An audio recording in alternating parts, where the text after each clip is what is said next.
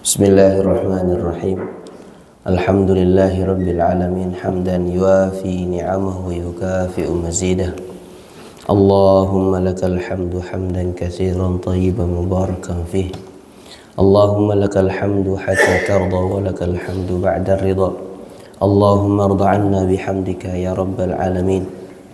Allahumma salli wa sallim wa barik ala abdika wa rasulika Muhammadin nabiyil ummi wa ala alihi wa sahbihi ajma'in wa ba'd.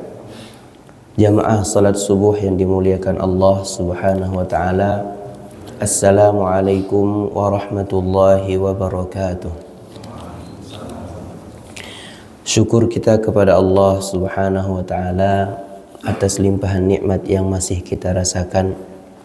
Duduk kita meluangkan waktu barang beberapa menit yang terkadang tanpa sesuatu yang kita usahakan dengan sangat, sesungguhnya hadir dan duduk kita dalam majelis-majelis ilmu, salat berjamaah kita jaga semata-mata karena Allah subhanahu wa ta'ala memberikan taufik kepada kita untuk berada dalam jalan ketaatan. Di pertemuan sebelumnya kita sudah di surat An-Nasr. Insyaallah pagi ini menyambung di surat Al-Kafirun. A'udzu billahi minasyaitonir rajim. Bismillahirrahmanirrahim.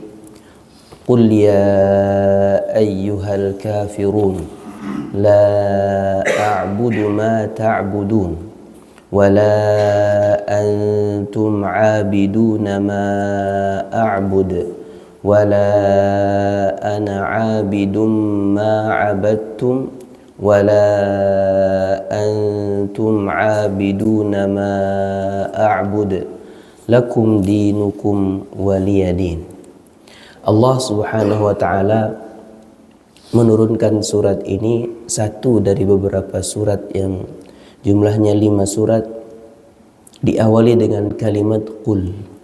Allah subhanahu wa ta'ala ketika mengawali surat atau ayat dengan kata qul, ini menunjukkan satu perintah. Qul adalah perintah kepada Rasulullah sallallahu alaihi wasallam untuk menyampaikan jawaban dari satu pertanyaan, dari pertanyaan-pertanyaan yang muncul di tengah umat manusia, yang kemudian qul juga menandakan kata yang disampaikan, keterangan yang disampaikan setelah kata qul adalah kewajiban untuk Rasulullah sallallahu alaihi wasallam sampaikan kepada umatnya. Betul, seluruh ayat Al-Qur'an tugas Rasulullah sallallahu alaihi wasallam untuk disampaikan kepada umatnya. Ketika kalimat qul mengawali, maka dia memiliki satu penekanan yang lebih, menjadi satu perhatian yang Allah subhanahu wa ta'ala inginkan kita berikan kepada kalimat atau ayat keterangan setelah kata qul.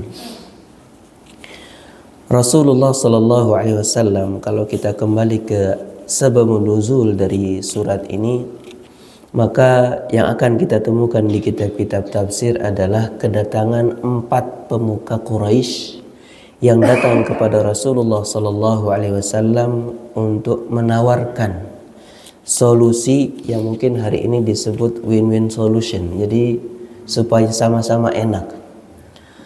Lelah mereka mendengar Rasulullah sallallahu alaihi wasallam menyebutkan tentang Tuhan-Tuhan yang mereka sembah adalah sesembahan yang batil. Maka berbagai cara ditempuh untuk bisa menghentikan Rasulullah sallallahu alaihi wasallam. Kemudian datang 4 pemuka Quraisy ini menawarkan, ya Muhammad, wahai Muhammad sallallahu alaihi wasallam, jika engkau terus mengatakan kepada Tuhan-Tuhan kami tentang apa yang kau sampaikan, falnattabi'. Jadi para orang kafir ini mengajak untuk falnattabi'uk wa na'budu rabbak sana. Kami akan ikuti kamu menyembah Tuhanmu selama 1 tahun, wal ta'bud rabbana sana. Dan kamu mengikuti kami untuk menyembah Tuhan kami selama 1 tahun. Tawaran ini terus kemudian berkurang dari tahun, bulan sampai hari. Kalau memang Yang diinginkan olehmu oleh Muhammad sallallahu alaihi wasallam adalah malakan malaknak. Wahai Muhammad, kalau yang kau inginkan dengan menyampaikan semua ini adalah kamu ingin menjadi raja, maka kami jadikan kamu raja. Wa in aradta malan jama'na laka amwala Makkah. Fi ma'anal hadis. Kalau yang kamu inginkan adalah harta, maka kami kumpulkan harta lalu kami jadikan kamu orang yang terkaya di tempat ini, di Makkah. Namun semua tawaran ini kemudian ditolak oleh Rasulullah sallallahu alaihi wasallam. Ketika pola dari kebenaran itu disampaikan lalu kebatilan ini tidak mampu membantah, tidak mampu menolak, tidak mampu melawan, maka tawarannya pun dari zaman ke zaman tetap sama. Jadi kalau kita kembali ke sababun nuzul, maka kita akan temukan pola dari bagaimana kebenaran itu dihadang. Pertama adalah kekuasaan. Jadi kalau yang diinginkan adalah kekuasaan, maka diberikan kekuasaan lalu stop menyampaikan Quran. Berapa banyak para ulama, para tokoh yang kemudian berubah haluan, berubah dari yang sebelumnya tegas membela kebenaran, kemudian berubah menjadi berkompromi dengan kebatilan. Kalau kemudian yang ditawarkan, kalau yang kau inginkan wahai Muhammad adalah seorang istri atau wanita paling cantik, kami satukan, kami carikan wanita paling cantik untuk kami nikahkan engkau. Pun polanya sama. Harta, tahta, wanita, ini pola yang sedari dulu menjadi cara untuk menghentikan kebenaran. Qul ya ayyuhal kafirun. Ketika tawaran barter Tuhan, tawaran untuk kompromi dengan prinsip ubudiyah, penghambaan kita kepada Allah Subhanahu wa taala ditawar, maka Rasulullah sallallahu alaihi wasallam menerima surat yang kita sangat hafal, Qul ya ayyuhal kafirun. Qul ya ayyuhal kafirun. Sebelum lebih lanjut, kita perlu kiranya untuk mendalami apa yang sebenarnya dimaksud dengan kata kafir. Selama ini kata kafir terhenti pada kata orang yang ingkar kepada Allah. Rupanya makna dasar dari kafara itu adalah ghatta. Kafara punya arti ghatta yang artinya menutupi. Allah Subhanahu wa taala menggunakan kata kafara atau menyebutnya menjadi kufar itu bukan untuk orang kafir di salah satu ayat di surat Al-Hadid. Allah Subhanahu wa taala menggunakan kata kufar untuk menyebut para petani. Idz a'jabal kuffara nabatuhu, ketika para petani takjub dengan tumbuhnya tanaman yang mereka semai. Rupanya kalimat kufar di situ maknanya adalah petani yang melubangi tanah kemudian meletakkan biji tanaman lalu biji tersebut ditutup. Jadi kafara juga sama artinya dengan yang kita pakai dalam bahasa Inggris, cover. Al-kafru itu adalah ghita, menutupi. Kufar orang-orang yang menutupi. Jadi makna pertama dari kafara adalah ghatta yang artinya menutup. Kemudian kafara punya makna al-i'rad, berpaling. Al-i'rad, kafara bermakna al-i'rad. Kalau tadi menutupi, dan makna dasar ini sebenarnya juga terpakai dalam seluruh penggunaan kata kafara. Menutupi diri dari beriman kepada Allah Subhanahu wa taala. Atau ketika kita tidak mengetahui sesuatu, maka kita informasi yang tertutup dari kita ini juga kita bisa disebut bisa menggunakan kata kafartu bihi. Aku tidak tahu tentang masalah ini. Jadi kafara makna dasarnya adalah tertutup. Qul ya ayyuhal kafirun. Sedangkan kata kafir disebut di sini adalah isim fa'il, bentuk pelaku dari kata kafara yang artinya orang-orang yang menutupi. Qul ya ayyuhal kafirun. Rasulullah Sallallahu Alaihi Wasallam dikenal dengan bahasa santun, dengan etika, adab, akhlak yang luar biasa. Bahkan Rasulullah Sallallahu Alaihi Wasallam tidak pernah menyakiti siapapun, hatta mereka orang kafir. Tidak pernah menyakiti dengan kata-kata yang kemudian ketika Rasulullah Sallallahu Alaihi Wasallam menggunakan kata, menyampaikan Al-Quran, Qul ya ayyuhal kafirun. Ini kali pertama Rasulullah Sallallahu Alaihi Wasallam mengejutkan orang-orang kafir dengan sapaan kafir. Jadi orang kafir pun keberatan dikatakan kafir. Ketika kita pernah belajar di surat Al-Masad, Rasulullah Sallallahu Alaihi Wasallam menyapa dengan panggilan atau sapaan yang membanggakan masing-masing. Ya Abdi Manaf, ya Bani Fulan, ya Bani Fulan, menyapa dengan panggilan ini, kalimat atau kata yang membuat orang yang disapa pun bangga dan senang. Tapi ketika orang-orang kafir meminta untuk barter Tuhan Allah Subhanahu wa taala, kemudian menurunkan kalimat Qul, katakan wahai Muhammad, ya ayyuhal kafirun. Kalimat ini menyentak mereka yang kafir. Boleh dibuktikan mungkin. Kalau ada orang kafir kemudian katakan hei kafir, pasti akan marah. Bahkan kalimat kafir ini berusaha untuk diganti di negeri kita. Qul ya ayyuhal non muslim misalnya. Jadi kalimat ini dari Allah. Kalimat yang Allah Subhanahu wa taala gunakan untuk mengatakan atau menyebutkan orang yang ingkar. Jadi makna pertama tadi menutupi.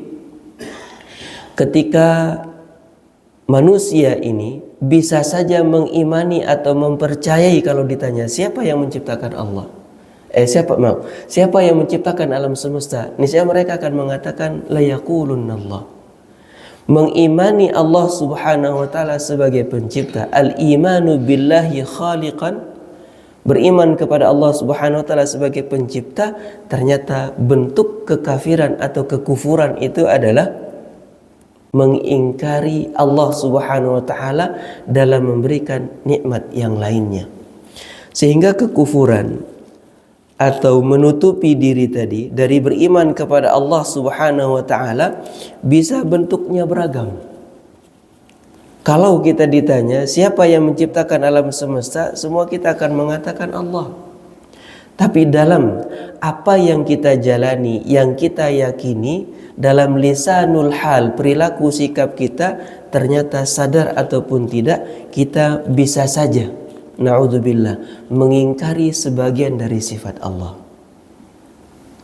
Contoh misalnya, kita mengimani Allah sebagai pencipta, namun dalam kehidupan kita sehari-hari kita lebih meyakini bahwa sebab akibat baik buruk itu terjadi sangat berpulang kepada kemauan, pilihan, tindakan manusia. Akhirnya muncul kata seakan yakin bahwa segala sesuatu yang direncanakan manusia, yang disiapkan dengan baik, dijalankan dengan sempurna, pasti terwujud. Sehingga ketika melenceng dari apa yang disangka, apa yang diyakini, berubah. Maka yang disalahkan adalah perencanaan, pelaksanaan. Mengingkari bahwa segala sesuatu itu terwujud, terlaksana semata-mata karena Allah. Manusia punya usaha, namun terwujud tidaknya itu kemudian kembali kepada Allah. Bahkan ada seorang dengan profesi medik, ketika dia praktek, suaminya orang bule. Ketika akan melakukan operasi, dia membaca bismillah. Membaca bismillah. Protes suaminya, kamu jangan baca bismillah, kamu seperti orang ragu dengan kemampuanmu. Jadi ketika kita mengatakan bismillah, kemudian insya Allah, kita merencanakan sesuatu lalu kita sematkan kata insya Allah, orang bisa saja kemudian mengatakan bahwa insya Allah menunjukkan keraguan bahwa itu akan terlaksana. Justru terbalik, ketika Rasulullah Sallallahu Alaihi Wasallam pernah menjanjikan jawaban kepada orang-orang pada masanya untuk memberikan jawaban, besok aku jawab, Rasulullah tidak mengatakan insya Allah. Turun ayat yang menegur secara khusus, wala taqulanna li syai'in inni fa'ilun dzalika ghadan illa an yasha Allah. Jangan katakan sesuatu akan aku kerjakan besok kecuali sampaikan insya Allah, jika Allah menghendaki. Kita dalam bahasa interaksi, besok datang ya ke kondangan, ya insya Allah. Udah jangan pakai insya Allah, kalau mau datang datang, kalau enggak. Sehingga berubah kalimat insya Allah difahami masyarakat kita sebagai kata yang memperhalus saya tidak bisa datang. Dalam akidah yang sebenarnya, maka kalimat insya Allah adalah wujud dari iman kita kepada Allah Subhanahu wa Ta'ala, yang sesuatu yang kita rencanakan tidak akan terwujud kecuali jika Allah menghendaki. Bisa kita termasuk dalam hal ini kufur. Beriman kita kepada Allah sebagai pencipta, tapi dalam lisanul hal, dalam sikap ucapan kita sehari-hari, bisa saja kita sudah termasuk kepada yang kufur, ingkar kepada salah satu sifat Allah. Sehingga qul ya ayyuhal kafirun, makna pertama adalah kalimat ini dikatakan kepada mereka yang ingkar kepada Allah Subhanahu wa Ta'ala, al-mu'rid 'anillah. Secara sababun nuzul dikatakan kepada 4 orang kafir yang kemudian kalimat al-kafirun. Sebagian ulama menyebutkan ayat ini adalah hukum, ponis kepada 4 orang tersebut, yang mana mereka dipastikan dan Allah Subhanahu wa Ta'ala memberikan melalui ayat ini 4 orang yang datang kepada Rasulullah Sallallahu Alaihi Wasallam tersebut akan mati dalam keadaan kafir. Berapa banyak yang kemudian dari para sahabat dulunya memusuhi Rasulullah Sallallahu Alaihi Wasallam, lalu di akhir hidupnya, di pertengahan perjalanan hidupnya, di masa Rasulullah Sallallahu Alaihi Wasallam mereka bersyahadat. Maka tidak termasuk dalam kalimat qul ya ayyuhal kafirun. Ini kalau kita ambil sebagian pendapat ulama bahwa al-kafirun di sini hukum, ponis terhadap 4 orang yang mencoba untuk barter Tuhan. Karena tidak semua al-kafirun ini kemudian kalau disematkan kepada orang hari ini, al-kafirun di antara mereka bisa saja bersyahadat di kemudian hari.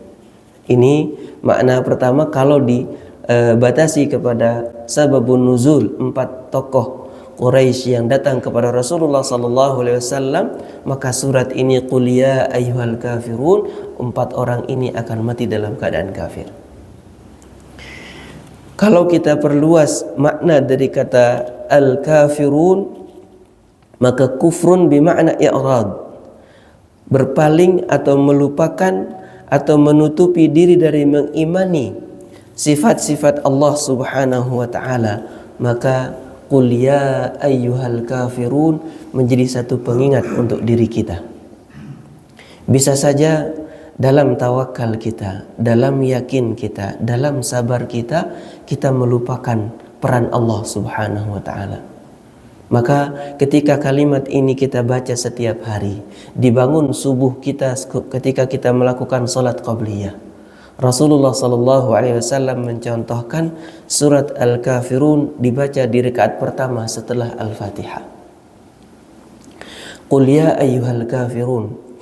Satu saat dalam satu hadis Rasulullah sallallahu alaihi wasallam mendengar seorang sahabat membaca qul ya ayyuhal kafirun. Rasulullah kemudian berkomentar dalam hadis riwayat Muslim, amma hadza faqad bari'a minasy-syirk. Adapun orang yang membaca qul ya ayyuhal kafirun ini, dia telah berlepas diri dari kesyirikan. Sehingga dalam riwayat di antara yang menyebutkan surat Al-Kafirun ini ketika dibaca sebelum tidur, maka kita berlepas diri dari kesyirikan. Di riwayat lain surat Al-Ikhlas, ketika surat Al-Ikhlas dibaca sebelum tidur, maka dia dipastikan mendapatkan ampunan Allah Subhanahu wa taala. Ini di antara hadis-hadis yang terselip yang kemudian mudah kita untuk amalkan, namun seringkali kita lupa untuk menjaga keistiqomahan. Qul ya ayyuhal kafirun la a'budu ma ta'budun wa la antum 'abiduna ma a'bud. La a'budu ma ta'budun. Kalau kita buka dalam tafsir, di antaranya misalnya tafsir Al-Baghawi, tafsir Al-Tahrir, kita akan temukan al-kafirun la a'budu ma ta'budun. Di sini kalimat yang dimunculkan adalah perbedaan antara kata kerja mudhari', la a'budu ma ta'budun. Surat ini sekilas akan kita lihat sebagai surat yang terjadi pengulangan. Namun dalam Al-Quran secara makna tidak ada pengulangan. Setiap kata punya makna tersendiri, penekanan tersendiri.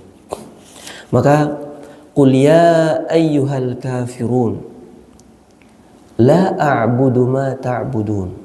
Ketika ajakan untuk bertertuhan, Rasulullah sallallahu alaihi wasallam menerima jawaban la a'budu ma ta'budun. Kata a'budu adalah kata kerja mudhari' yang maknanya al-hal wal istiqbal.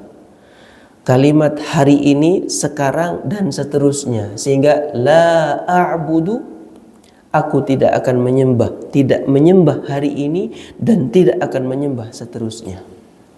La a'budu ma ta'budun. Kalau ma di sini diartikan berhala-berhala yang disembah oleh orang-orang kafir, maka maknanya la a'budu al-asnam.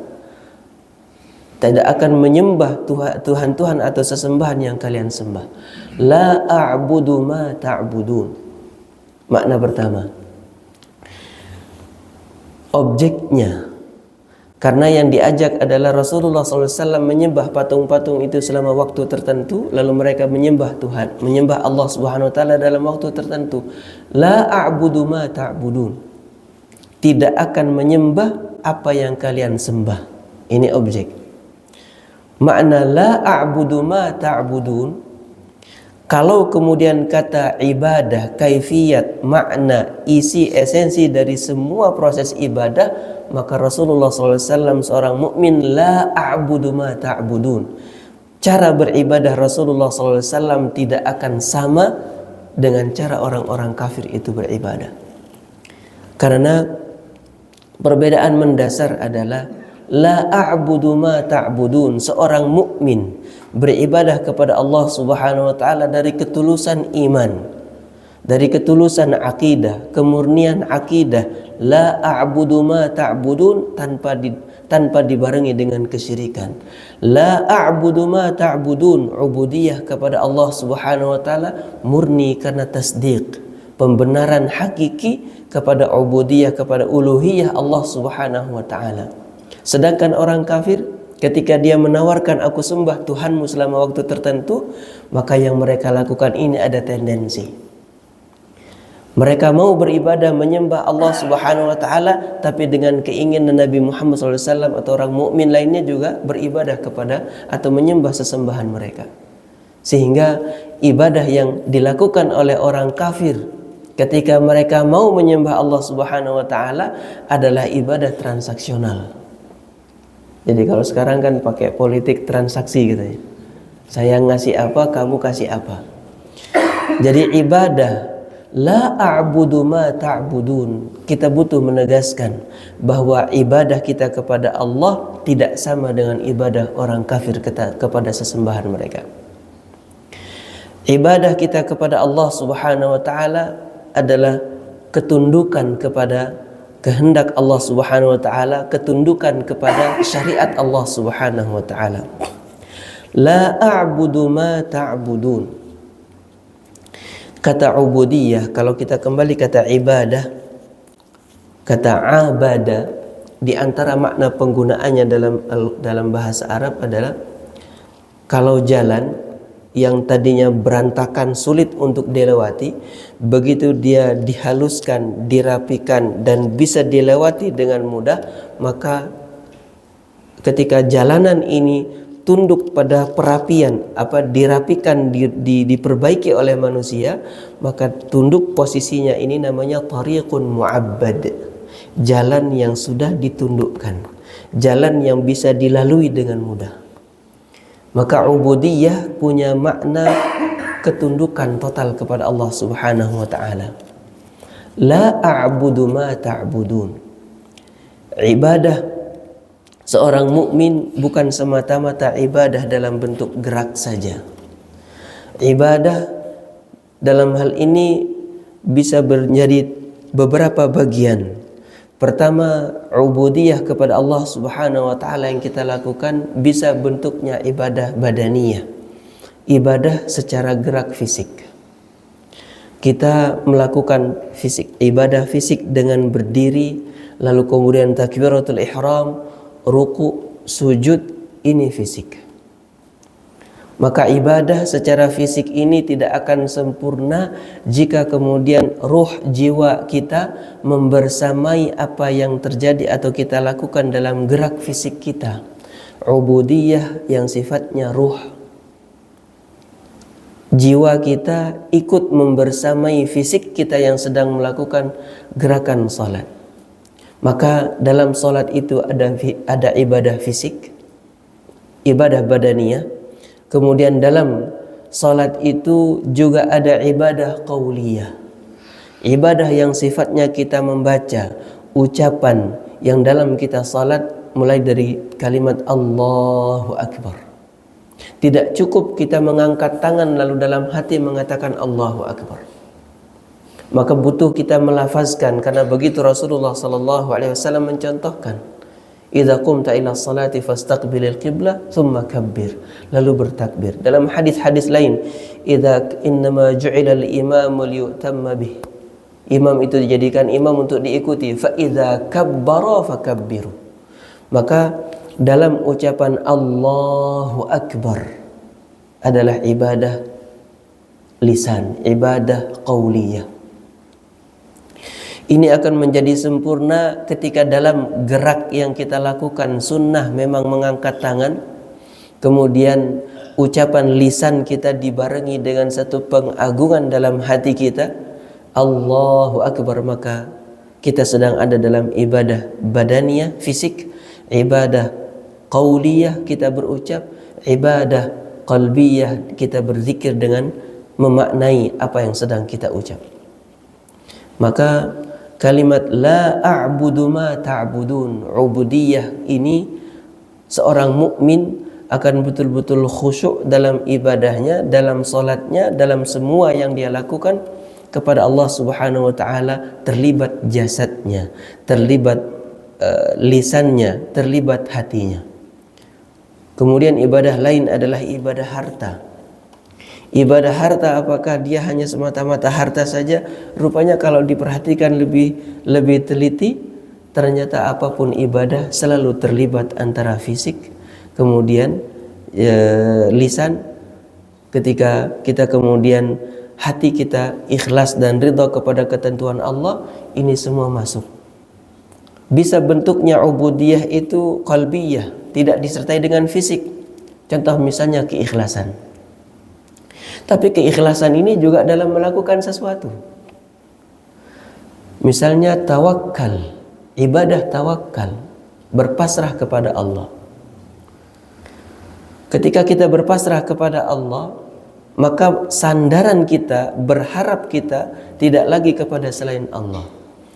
Maka tawakal atau ridha, sabar, syukur itu adanya di dalam hati. Sebagian saja kemudian muncul dalam bentuk gerakan fisik. Maka kalau kita ambil nantinya di surat wa amma bi ni'mati rabbika fahaddits.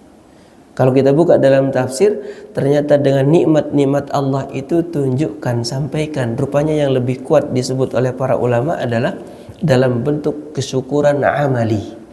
Bersyukur dalam bentuk fi'li.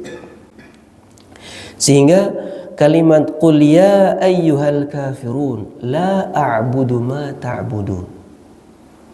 Maknanya kita betul-betul mengikrarkan diri kepada Allah Subhanahu wa taala, memiliki tamayyuz, berbeda dengan orang-orang kafir. Jadi kesempurnaan ubudiyah seorang hamba kepada Allah Subhanahu wa taala adalah ketika dia mampu betul-betul mewujudkan la a'budu ma ta'budun, berbeda dengan orang-orang kafir.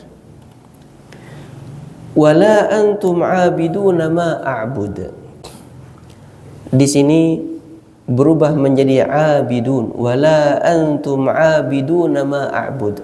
Ada dua kata, yang satu menggunakan kata kerja la a'budu ma ta'budun.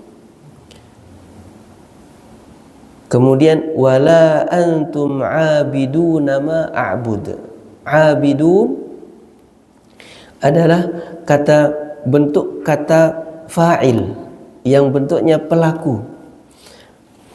Dalam penjelasan tafsir yang saya temukan bahwa la a'budu ma ta'budun menafikan aktivitas beribadah, yang mana perbuatan atau fi'il atau kata kerja atau pekerjaan yang dilakukan di sini menafikan pekerjaannya.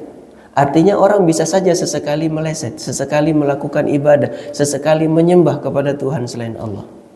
Maka aktivitas menyembah selain Allah ini la a'budu ma ta'budun, menafikan pekerjaan. Adapun kalimat wala antum 'abidun yang bentuknya pelaku, kemudian nanti di ayat keempat wala ana 'abidum ma 'abadtum, dan aku bukan penyembah. Nah, gimana menjelaskannya? Yang satu menafikan perbuatan, sedangkan yang satu lagi wala ana 'abidun menafikan kemungkinan atau potensi untuk menyembah. Jadi apa contohnya? Saya tidak menulis artikel. Yang kita nafikan adalah menulisnya. Tapi kalau menyebut saya bukan penulis, ini mencoba untuk mendekatkan pemahaman antara fi'il dan fa'il. Saya bukan penulis.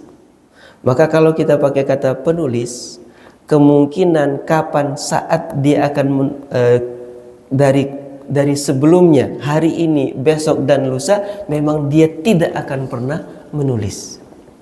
Tapi kalau saya tidak menulis, hari ini, saat ini dia tidak menulis. Jadi antara menafikan pekerjaan atau perbuatan dengan menafikan potensi. Jadi ketika Allah SWT mengatakan wala ana 'abidum ma 'abadtum, kita diperintahkan untuk mengatakan wala ana 'abidum ma 'abadtum. Aku bukan penyembah, baik sebelumnya, dulu, saat ini dan akan datang tidak menyembah. Bukan penyembah, potensi untuk menyembah pun tidak. Maka kalimat wala ana 'abidum ma 'abadtum kita sedang mengingatkan tidak akan pernah, hatta potensi untuk menyembah selain Allah itu tidak. Ini menjadi satu penegasan terhadap kokohnya iman seorang mukmin kepada Allah Subhanahu wa taala.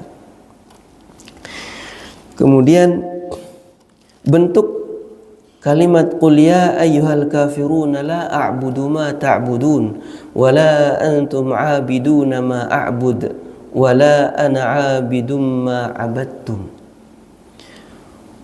wa la antum 'abiduna ma a'bud. Kekufuran itu bisa saja sedang dilakukan oleh orang yang melakukan salat.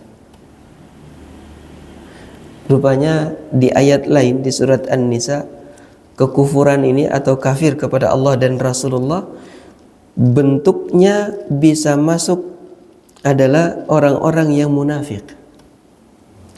Dalam ayat lain Allah Subhanahu wa taala menyebutkan zalika bi annahum kafaru billahi wa rasulih. Semua itu lantaran mereka kafir kepada Allah dan Rasulnya. La ya'tuna as-salata illa wahum kusala. Mereka tidak melakukan solat kecuali mereka kerjakan solat tersebut dengan penuh rasa malas. Ini ayat ini menyebutkan bentuk kekufuran yang lain itu adalah ketika kita melakukan solat dengan malas. Dalam bahasan ini lebih luas lagi, ada kufrun duna kufur. Apakah orang yang tidak solat dia muslim kemudian kita katakan hai kafir? Lain lagi bahasannya. Jadi tidak boleh mengatakan kafir, tapi secara substansi dia kufur duna kufrin, tidak menyebabkan dia keluar dari millah Rasulullah SAW. Dalam ayat lain, dzalika bi annahum kafaru billahi wa rasulih. Hal itu karena mereka kafir kepada Allah dan Rasulnya. La ya'tuna as-salata illa wahum kusala. Fisiknya salat tapi hatinya mengingkari. Ini juga bentuk lain dari kekufuran. Wala yunfiquna nafaqatan illa wahum karihun. Dan mereka tidak berinfak kecuali mereka melakukan infak itu dengan penuh rasa keberatan, benci, enggak ingin. Ini keikhlasannya yang hilang. Atau berinfak sedekah atau melakukan salat untuk dilihat oleh manusia lain. Maka di sini disebutnya kafaru billahi wa rasulih. Mereka ingkar kepada Allah Subhanahu wa taala. Maka kata kafir itu pertama tadi adalah ingkar kepada Allah Subhanahu wa taala khaliqan.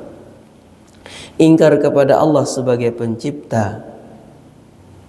Kemudian ada juga yang meyakini Allah sebagai pencipta namun mengingkari af'alullah, kehendak dan semua yang Allah Subhanahu wa taala lakukan kepada makhluknya, seperti menurunkan rizki, menurunkan hujan, mengatur seluruh kehidupan manusia. Maka ketika orang tidak lagi meyakini Allah penentu segala sesuatu yang berhasil dia lakukan, ini bisa masuk wilayah kekufuran. Jadi beriman yu'minuna bi ba'd wa yakfuruna bi ba'd, mengimani kepada Allah Subhanahu wa taala tapi mengingkari sebagian dari sifat-sifat Allah Subhanahu wa taala. Jadi bentuknya bisa kufrun bi asma'illah, ingkar kepada nama-nama Allah Subhanahu wa taala atau sebagian nama Allah Subhanahu wa taala. Maka dalam hal ini kalimat wala antum abiduna ma a'bud lakum dinukum waliyadin. Penegasan berikutnya adalah lakum dinukum waliyadin. Sesuatu yang prinsip adalah tauhid kita kepada Allah Subhanahu wa taala yang tidak bisa ditawar, yang tidak ada celah untuk bertoleransi yang kemudian bentuknya saling tukar cara beribadah, mencampur adukkan antara kebenaran dengan kebatilan. Maka dalam hal ini pemutusnya lakum dinukum waliyadin. Din adalah syariat, proses ibadah, semua aturan yang kita jalankan disebut din. Kemudian din juga punya makna al-jaza. Lakum dinukum waliyadin. Balasanmu, balasan kalian untuk kalian dan balasanku untukku.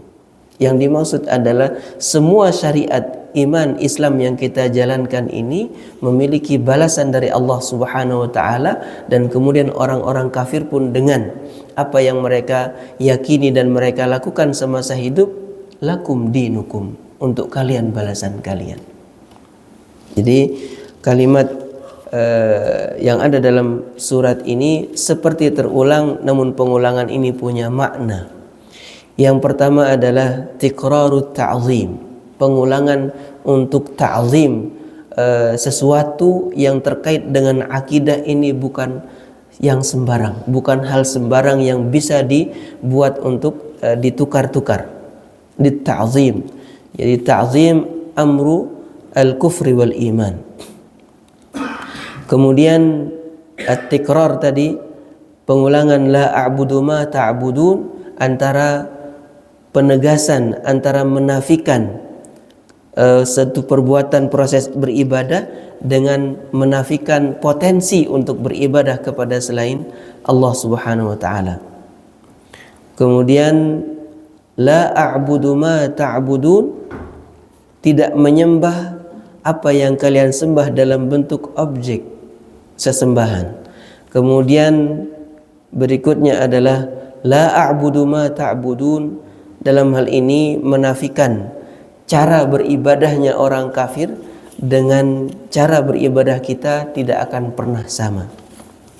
Kemudian yang terakhir, la a'budu ma ta'budun adalah menafikan ubudiyah atau penyembahan terhadap selain Allah Subhanahu wa taala hari ini dan seterusnya.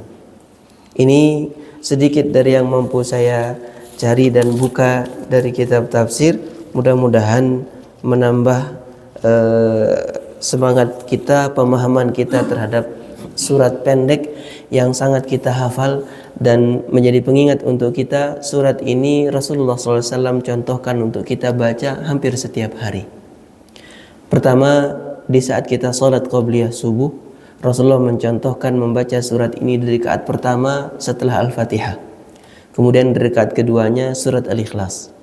Kemudian surat Al-Kafirun juga dibaca di rakaat pertama 2 rakaat setelah kita tawaf. Di saat mengukuhkan, menegaskan tauhid setelah tawaf kita di sekeliling Ka'bah, 2 rakaat setelah tawaf rakaat pertama setelah Al-Fatihah adalah surat Al-Kafirun. Kemudian surat Al-Kafirun juga Rasulullah sallallahu alaihi wasallam baca di saat witir. Di antara rakaat witir Rasulullah SAW membaca surat Al-Kafirun. Qul ya ayyuhal kafirun la a'budu ma ta'budun wa la antum 'abiduna ma a'bud wa la ana 'abidum ma 'abadtum wa la antum 'abiduna ma a'bud lakum dinukum waliyadin. Sebagai pengingat untuk diri kita masing-masing, kalau surat ini kita hafal, maka tetap ada 3 hal yang bisa kita sertakan. Yang pertama, surat pendek ini adalah firman Allah. Ketika kita membaca, kita sedang berzikir kepada Allah. Kedua, surat ini ketika kita baca adalah penegasan untuk kita agar betul-betul menguatkan, mengikrarkan untuk berbeda dengan orang-orang kafir. La a'budu ma ta'budun. Kemudian ketiga, surat ini menjadi wasilah kita mohon kepada Allah Subhanahu wa taala untuk diberikan keistiqomahan dalam berakidah, dalam bertauhid kepada Allah Subhanahu wa taala. Yang sering saya sebut, pertama adalah zikir, kedua tazkir, dan ketiga kita berdoa dengan substansi ayat dalam Al-Quran, memohon agar kiranya Allah Subhanahu wa taala menjadikan kita teguh dan dikabulkan permohonan agar bertauhid sampai akhir hayat kita di muka bumi ini. Mudah-mudahan uraian ini bisa difahami dan Allah Subhanahu wa taala ridha untuk kita amalkan. Jika ada tambahan atau pertanyaan maka dipersilahkan. Mangga. Waalaikumsalam warahmatullahi wabarakatuh. Ini sharing aja Ustaz ya. Ini kebetulan saya pagi dengan trio lansia. Kita itu bicara tentang kafir itu. Tentang ketertutupan. Kemarin kami coba bahas. Ternyata Allah Subhanahu wa taala itu memang menciptakan tubuh kita itu atas 2 sistem, otak sadar dan otak bawah sadar. Jadi otak bawah sadar ini bisa dikatakan adalah penghimpun pengetahuan, pengalaman, semuanya. Dan dialah yang menjadi otak pengendali, otak analisisnya. Sementara otak sadar kita ini adalah korteks itu, neokorteks adalah penerima informasi yang selanjutnya akan diolah di dalam otak bawah sadar. Itulah yang disebut dengan otak analisis. Nah, Di antara otak sadar dan bawah sadar ini ada namanya cover. Oh. Ada namanya pembatas pikiran antara sadar dan bawah sadar. Makin kritis orang menganalisis sesuatu dengan keyakinan dan pengetahuannya, kadang-kadang makin sulit dia untuk dinasehati. Masya Allah. Jadi misalnya contoh mengapa cover itu terjadi, dia bisa menebalkan. Jadi kalau orang misalnya sudah terlalu yakin dengan pengetahuannya, dengan ininya, dia sulit dinasihati karena semakin tertutup. Jadi betul dikatakan, kapan dia terbuka? Kalau kita ada kesadaran. Allah. Kesadaran di mana? Keikhlasan, syukur, sabar. Dia mau terbuka. Jadi kalau tidak ada sabar, tidak ada syukur, sulit kita menerima sesuatu yang kita anggap itu tidak menyenangkan buat kita. Nah, jadi misalnya contoh tadi, mengapa 4 kafir itu datang ke Rasulullah menurut kita? Karena otak analisisnya mengatakan saya terancam dengan apa yang disampaikan oleh Rasulullah. Nah, jadi dia melakukan ruang negosiasi menurut kita dengan analisisnya. Jadi sikap itu muncul, otak sadar itu bisa terbuka kalau kita menyadari. Jadi contoh misalnya, kalau hari ini saya tidak menerima sesuatu yang menyenangkan, kemudian saya tidak ikhlas, tidak syukur, maka tidak akan pernah terbuka. Maka orang mengatakan bagaimana cara memberikan kesadaran itu dimulai pada unsur kognitif. Misalnya contoh pada anak-anak. Anak-anak itu nggak ada pembatas, dia makan aja, nggak pernah mikir cari kerja, cari makan, nggak pernah marah. Jadi dia masuk dengan informasi yang terbuka. Tapi dengan makin dewasa, kelihatannya kita makin tertutup dengan pengetahuan, pemahaman kita. Jadi kalau menurut analisis yang saya baca, yang saya pelajari itu, begitu sempurnanya Allah Subhanahu wa Ta'ala itu, jika ada keikhlasan, ada namanya energi positif, yaitu rasa syukur. Jadi begitu ada rasa syukur, itu akan membuka ketertutupan itu. Kita stres ketika menerima sesuatu itu karena kita tidak pernah bersyukur. Jadi maksud saya, ini menarik dari sisi pembahasan dari surat ini, kemudian menganalisisnya pada konteks struktur tubuh gitu. Jadi ada rasa selama tidak ada keikhlasan, kesabaran, syukur, menikmati itu, maka ketertutupan itu terus akan terjadi. Jadi betul mengapa sifat Rasulullah itu lembut, penyayang, halus, itu membuka. Masya Allah. Jadi kalau kita orang lagi marah, itu tertutup. Contohnya mohon maaf, kemarin kami di RW sini mencoba berunding dengan pengembang yang mau bangun. Awalnya semua tertutup, otaknya gampang. Tidak menerima, tapi dengan kelembutan, panjang diskusi dengan pendekatan yang sangat bersilaturahmi itu terbuka. Ada kesadaran.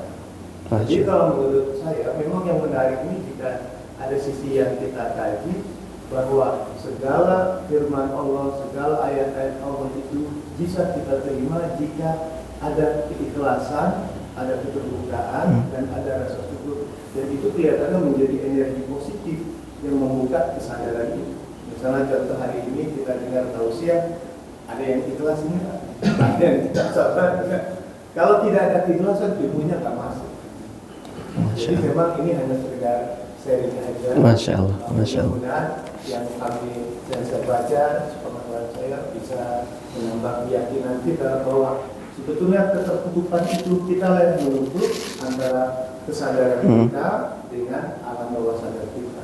Jadi sebetulnya Allah memberikan ruang bagi kita bagaimana dia terbuka jika memang ada unsur-unsur keikhlasan, syukur, ikhlas itu. Karena itulah sebetulnya energi yang paling positif yang membuka ruang tentang adanya kesadaran itu. Masya Allah. Ini sekedar luar biasa, luar biasa. Bisa membuat kita semakin lebih hakul yakin dengan apa yang kita pelajari. Masya Allah. Jazakallah khairan katsira, barakallahu fikum. Jadi rupanya tetap kita kembali kepada al-hikmatu dhallatul mu'min. Hikmah itu ibarat sesuatu yang hilang dari seorang mukmin, maka dimanapun dia temukan, maka dialah yang paling berhak. Ketertutupan tadi ketika dimaknai kafir, Lalu Allah Subhanahu wa taala jadikan indera kita sebagai pintu untuk masuknya informasi, dan hal inilah yang paling disesali nanti oleh orang-orang kafir. Ketika mereka menyebutkan nanti di akhirat, wa qalu law kunna nasma', kalau sekiranya dulu kami mendengar, au na'qil, lalu kami fahami dan menggunakan akal ini, ma kunna fi ashabis sa'ir. Karena setelah di akhirat semua yang dulunya tertutup dibuka oleh Allah Subhanahu wa taala. Kita hari ini melihat mau disuruh lihat azab kubur nggak kelihatan. Seperti apa akhirat, seperti apa neraka, seperti apa surga, semua sifatnya informasi. Maka terbuka tidaknya seseorang untuk menerima informasi dari Allah, ini kembali lagi kepada apa yang menutupi hatinya. Maka Allah Subhanahu wa taala menyebutkan di awal surat, bagian awal dari surat Al-Baqarah, khatamallahu ala qulubihim wa ala sam'ihim wa ala absarihim ghishawah. Nah, kalimat ghishawah ini saya udah tulis tapi tadi ketelisuk. Ghishawah, sebab kekufuran itu ada dua. At-tawalli, berpaling karena gengsi dengan semua informasi tadi, mungkin bisa merasa terancam, kebutuhannya tidak terpenuhi, atau yang dia selama ini nikmati terancam dihilangkan dan seterusnya. Namanya at-tawalli. Kemudian yang kedua yang tadi namanya ghishawah. Ghishawah ini kalau kita pernah naik gunung itu kabut, begitu tertutup makin tebal maka tertutup dengan total. Maka namanya ghishawah. Nah, terkadang jabatan, harta, sanjungan orang, kemudian kesehatan, bahkan keluarga, harta semua tadi itu bisa saja kemudian ketika Allah SWT berikan dengan sangat mudah, semua yang dia rencanakan sukses sampai lupa kemudian bahwa semua itu atas izin Allah. Tapi tadi ada yang menarik sekali yang saya dapat ingat dari yang Bapak sampaikan, bagaimana melakukan treatment supaya ini tetap terbuka. Al-imanu yazidu wa yanqus. Dalam akidah Ahlussunnah wal Jamaah, iman itu bisa bertambah bisa berkurang. Yazidu bit ta'ah, dia bertambah dengan seseorang menjaga ketaatannya, wa yanqusu bil ma'siyah, dan dia bisa berkurang ketika orang melakukan maksiat. Di antara kita mungkin dulu tidak terbiasa sholat berjamaah. Begitu pelan diajak, udah pensiun, udah nggak kerjaan, ayo kita ke masjid terus rutin sampai kemudian nikmat sholat ini. Begitu kita terlambat atau kita tidak sholat berjamaah, ada yang rasa yang hilang. Maka proses ini telah menebal, dia naik. Kalau sesekali saja, misalnya kita udahlah nanti aja tunggu qomat, nanggung ini masih iklan, balas WA dulu, terus mundur. Begitu selesai orang sholat jamaah, udah sholat di rumah juga nggak apa-apa gitu. Ini akan menebal. Maka dia semakin kita jaga ketaatan, yang tadi itu semakin terbuka. Nah, salah satu treatment yang kalau kita boleh bahasakan di dunia treatment seperti konsultasi atau merubah behavior seseorang, maka seluruh ibadah yang Rasulullah SAW contohkan itu tujuannya adalah untuk merawat hati. Kita dari awal, kalau tadi Allahu Akbar, kita bisikkan, kita dengarkan. Ini sesuatu yang terus diulang. Sehingga jangan sampai takbir kita dari waktu kita SMA atau SMP dulu masih sama dengan takbir kita hari ini. Pemaknaannya, kalimatnya boleh tetap sama dan memang harus sama. Tapi pemaknaannya ketika kita semakin dewasa, semakin kita dekat dengan usia yang akan habis, Allahu Akbar, pemaknaannya. Begitu kita baca, ini kok diurai semua, bacaan sholat mulai dari takbiratul ihram, doa iftitah, sampai yang ingin saya tuju adalah di luar sholat itu kita masih mengulang dengan jumlah yang intens. Subhanallah, subhanallah, subhanallah. Ini untuk terus. Tapi kalau kemudian kalimat ini tanpa pemaknaan terucap begitu saja, maka nggak akan masuk ke yang tadi. Itu akan terus menebal. Sehingga akan sangat ringan untuk kita mengabaikan sholat. Jadi hati itu akan terbentuk dengan apa yang sering dia dengar, apa yang sering dia baca. ini akan menambahkan baik atau buruk dalam diri seseorang. Maka kalimat qul ya ayyuhal kafirun, kita sedang mengatakan potensi kufur di kita, ya Allah buang. La a'budu ma ta'budun. Mungkin azam kita hari ini akan hadiri suatu pernikahan. Maka bentuk la a'budu ma ta'budun kita pakai pakaian yang islami. Kalau kita hadiri pernikahan la a'budu ma ta'budun, betul-betul kita hanya memenuhi undangan, kalau sudah selesai pulang. Kalau kemudian di situ ketemu sahabat lama dengan pakaian yang kita menghindar hal itu. Maka semua la a'budu ma ta'budun, ketika orang mau berangkat kerja hari ini tidak akan melakukan korupsi, hari ini akan menolak tawaran tanda tangan, hari ini tidak akan melakukan kecurangan dalam jual beli. Bertemu teman la a'budu ma ta'budun, bentuknya orang mukmin saling memaafkan. Jadi banyak kalau kita sedang berada pada posisi sholat, pantas kemudian surat ini menjadi penjaga dari ketauhidan seorang hamba kepada Allah Subhanahu wa taala. Mudah-mudahan ini cukup, dan sangat terima kasih atas tambahan tadi, dan itu menyempurnakan apa yang seharusnya kita fahami insyaallah. Aqulu qawli hadza wa astaghfirullahal azim. Astaghfirullahal azim li wa lakum li sairil mu'minina min kulli dhanb. Astaghfirullahal azim, astaghfirullahal azim. Subhanakallahumma bihamdik, asyhadu an la ilaha illa anta, astaghfiruka wa atubu ilaik.